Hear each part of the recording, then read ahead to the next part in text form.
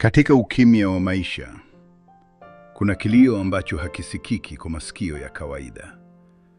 Ni kilio cha moyo. Moyo unaotambua. Bila Mungu, hauwezi kusimama.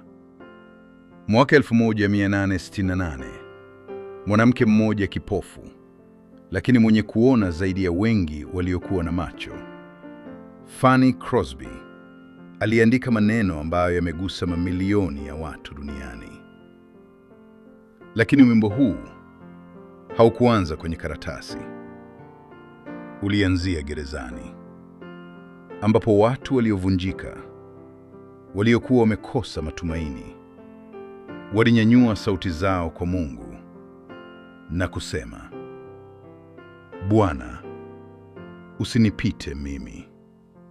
Kilio hicho kilimfikia mtunzi wa muziki William Howard Dawn, na baadaye kikamgusa sana Fanny Crosby. Na hapo ndipo maneno haya yakazaliwa, sio kama mashairi tu, bali kama maombi. Unapowaita wengine, usinipite mimi. Hii sio nyimbo ya kawaida. Ni sauti ya mtu anayejua kwamba neema inaweza kupita na anaogopa kubaki nyuma. Ni kilio cha mtu aliyepiga magoti akisema, Bwana, najua mimi si mkamilifu. Najua nimekosea. Lakini tafadhali, usinipite.